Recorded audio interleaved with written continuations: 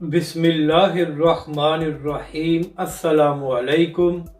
آپ دیکھ رہے ہیں یوٹیوب چینل عام سی باتیں۔ ننکانہ میں نوجوان کا قتل اور الزام تحریک لبیک پاکستان پر پولیس حقیقت سامنے لے آئی۔ اس ویڈیو میں ہم اسی کے متعلق بات کریں گے۔ ناظرین کرام، چند دن پہلے ننکانہ میں قرآن پاک کی برہمتی کی گئی تھی اور جس شخص نے یہ حرکت کی تھی اس کو اہل علاقہ نے تشدد کا نشانہ بنایا، مگر موقع پر پولیس پہنچ گئی اور پولیس نے اس نوجوان کو گرفتار کر لیا جس نے قرآن پاک کی برہمتی کی تھی۔ مگر ناظرین کرام، اس کے بعد اہل علاقہ مزید اشتعال میں آ گئے اور انہوں نے تھانے کا گھیراؤ کر لیا اور تھانے کا گھیراؤ کر کے اس نوجوان کو پولیس سے چھڑا کر باہر لے کر آئے اور اس پر اتنا تشدد کیا گیا کہ وہ نوجوان اپنی جان سے چلا گیا۔ تو ناظرین کرام، جیسے یہ خبر سامنے آئی تو ہمیشہ کی طرح سوشل میڈیا پر الزام تحریک لبیک پاکستان اور اس کے کارکنوں پر لگایا گیا کہ اس کے پیچھے تحریک لبیک والے ہیں۔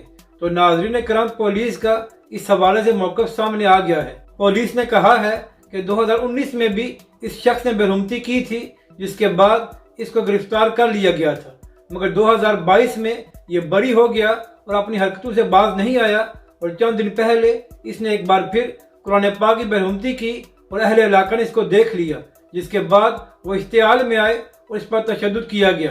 ناظرین کرام، پولیس کا کہنا ہے کہ اس کے پیچھے کوئی جماعت نہیں ہے بلکہ اہل علاقہ اس کے کرتوتوں سے واقف تھے، تو لہٰذا انہوں نے اشتعال میں آ کر ایسا کام کیا ہے۔ تو ناظرین کرام، ہمیشہ کی طرح جو تحریک لبیک اور علامہ سعد حسین رضوی پر الزام لگا رہے تھے وہ غلط ثابت ہوئے ہیں، جبکہ دوسری جانب ناظرین کرام، اہم بات یہ ہے کہ جب اس نوجوان کو پولیس نے گرفتار کر لیا تھا تو پھر اہل علاقہ کو قانون ہاتھ میں نہیں لینا چاہیے تھا۔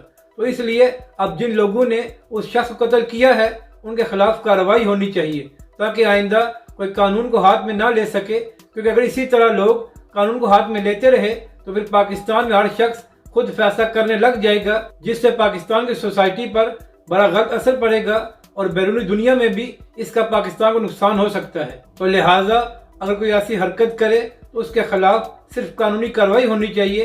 عوام کا یہ کام بنتا ہے کہ وہ پولیس پر پریشر ڈالیں کہ ان لوگوں کو گرفتار کریں، مگر خود قانون کو ہاتھ میں نہ لے۔ اپنی رائے کا ضرور اظہار کریں کہ آپ کو یہ ویڈیو کیسی لگی اور ہمارے اس چینل کو بھی سبسکرائب کریں۔